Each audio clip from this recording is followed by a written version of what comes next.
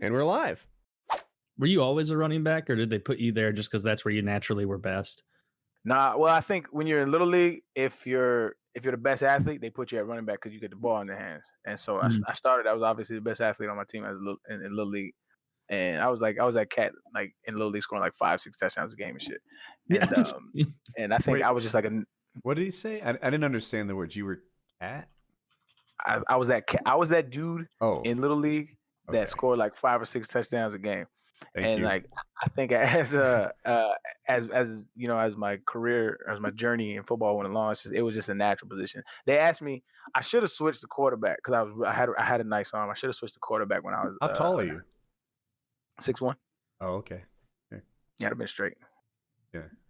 That would have been fun. And quarterbacks get to play the longest most of the time, right? Or I guess kicker is probably the most. I might have still retired though. Yeah. That was going to be my question. All right. Like, I don't care. So, like, if you weren't a running back seems like a punishing position to me. It seems like you're to play. It seems physically punishing though, right? Like I see those guys get hit and they naturally do that thing where they just pop back up and look at the guy that hit them and they're like, you didn't hit me hard. I didn't even feel that. And then they like limp back to the fucking huddle. I literally God that. Damn, he hit me hard. One of those. I had one of those. So the hardest hit I've ever been hit was by Clint Session. I'll never forget this dude. It was by Clint Session, 2010. And we was playing in that Indianapolis Colts. And I'm going up the middle, and he's small. He was like 5'7", 5'8". He was real small, and so I'm a taller running back, so I run upright. He comes and he puts his helmet right in my chest. Literally couldn't breathe for like 3 seconds. I was like gasping for air. And he's standing over me. He was like, "Yeah, motherfucker." I popped up. I was like, "Man, you a bitch. That shit ain't hard." I was like, "Woo," just talking all kind of shit. And I went back to the huddle like, I cannot fucking breathe, dog. Oh my god! But you can't let him know. I remember. You thought that hurt me. I'm not even. Yeah. The only breath I could muster was to talk shit to him. I remember 2011. We was in the preseason. It was the fourth preseason game where like the starters don't play, right? And I was on the sidelines, and it's like the third team, like right, the cats that are like on a bubble that might even make the team are playing. Mhm. And I'm watching from the sidelines, and I'm looking at it like, yo, they are hitting. It's like, God, I'm looking. I've never seen it from that perspective because I'm always playing or I'm on a bench, just kind of trying to gather my thoughts or whatever. And so I'm watching it, and they're going at it, and like there was a team doctor standing by me, and I was like, yo, do we be hitting like that? And he's like, oh yeah, it's much worse though. I was like, God, when you in it, you don't really feel it because it's like, I mean, you got adrenaline and all kind of shit going on. But it's like I was looking for the side, I was like, yo, this is violent. I might retire. This sucks. So yeah, like my point earlier, like if you were a quarterback, somebody that you might get sacked twice, a bad game, you're getting sacked 4 times. And it's really not even that bad. I mean, not usually. I mean, sometimes it is. This year we saw some QBs take some rough fucking hits. But anyway, like, do you think you would have stayed longer if you were just like jogging out there? You didn't even have to be that athletic, really. Like you don't have probably not doing wind sprints, every day at practice. You're designing plays and shit. Do you think you'd have stayed longer if you had an easier job? I'm saying easier. It's a hard fucking job, but you're not getting nailed left and right like a running back. That's one of my hot takes. It's like quarterbacks are not very good athletes, man. Most of them. There's no telling. I think that's the biggest thing, right? In the NFL and in general, and how they value their athletes is they're convinced that once you like as a player, you have to go through like physical conditioning of actually playing football in order to get into football shape. So what I mean by that is like during training camp, you have to hit catch, you got to be hit, you got to scrimmage, you got to do 9-on-7s where it's literally just you, the offensive line, you guys, and then the front seven. So like the D line and the linebackers and some safeties, and they know you're running and you just go. Like it's a drill that you do. And it's like they think that you have to do that in order to get ready. Whereas like I'm taking the majority of my injuries and all the hits that I took happened in practice. It didn't happen during the games. And so the wear and tear on the body happens from preparing for the games. But as a quarterback, they got red jerseys on or green jerseys on. You're not allowed to hit them. So like quarterbacks last longer. It's because they treat them better. That's the only reason. Like they get to not get hit into the game. When if you're a professional, in my opinion, if you're a professional, you should be ready for that contact. Like I always told my offensive coordinator, like, dog, I don't even need to be here until Saturday. Tell me the game plan and let me take care of my body throughout the week. But they're convinced that you need that physical exertion. I didn't need it. I know my body, but I mean, everybody. I feel like I heard both things right there. Like on one hand, I'm a professional. I can just come Saturday. And I also think you said as a quarterback, they should be prepared to get hit. Am I right on this?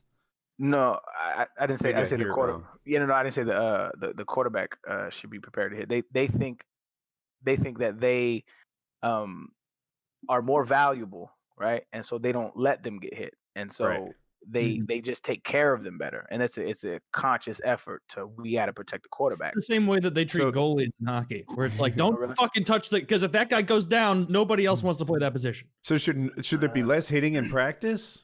1,000%. In general, that's what fighters are moving to now. Oh yeah, I mean, it makes sense. It's football is rooted in tradition, bro, and it's like you have to. It's the tough guy. It's like I remember when I was in college. It's like you was like, oh, you soft, you a bitch, you a sissy. If you wanted water, like I'm like, dog, what? Yeah, like, you should be hydrated. What kind of stupid shit is this? Or like if we're doing wind sprints, right, and like you put your hands on your knees when you're tired. They're like, they used to call them, that's a bitch position. That's a bitch hands. Like, get up. Like, trying to catch my breath. What the fuck does that have to do? That's nothing to do with anything. I was like, when you say go, I'm going to go, bro. Let me catch my breath how I catch my breath. And interestingly enough, there was a study that came out that said that position, when you're bent over with your hands on your knees, it actually provides you with more oxygen. So I'm like, the body's natural position is to get the most oxygen. And so it's like little shit like that. That's just tradition. They'll never let go of in football because that's just how it's done. Hopefully they do. And it's funny you say like it's an American thing because that's why, hockey's the sport I follow the closest. So I use them as an example. Like that's why like Russia had way better players for the longest time because like the way Americans practice and Canadians even was like, all right, 3 times a week, we only have a little ice time. We're going to bust our ass going game speed, hitting each other really rough. Meanwhile, Russians were like, yeah, obviously we're not going to be throwing hits. We play on the same team and we're not going to go 100%. We're going to have a bunch of practice where we focus on tactics. We're going to get 3 times as much time on the ice as the Americans, and we're going to go at probably half the intensity. So at the end of the week, who really got more training? The Russians, 100%. And they aren't injured. It'll happen, and it'll be it'll change the game. But like, so what happens with these coaches? These coaches have like coaching trees, right? So like Belichick is from. He was up under, I think, Parcells, and Parcells was up under somebody else. And everybody on that staff kind of takes that, the environment that coach cultivated, and then they bring it into their own and the system and everything. And then that environment just trickles down. It's like this umbrella of coaches, why it's like pure nepotism and why there's so much coach shuffling around. Yeah. And so every single coach has been up under a lineage of a tree. And so in their minds, this is how you win, right? Because that's how they were taught. Like this is how it's done. They don't really have a real reason. There's not a lot of science behind it. There's not a lot of study behind it. What I think will happen in the next 10, 20 years, because cats are starting to realize that they have a voice. They're going to start voicing their concerns, and you're going to get more and more less physical practices, less physical things like that, because it's just better for business in general. Like that's what they really don't understand is like the longevity of your athletes is the most important thing. For sure. So I used to tell my running back coach, I'm like, dog, like there's like when we're doing like individuals, like each position group will go do individuals. I'm like, we don't need to be running through fucking bags and doing ball drills and running and sprinting. I'm like, that's what I do for a living.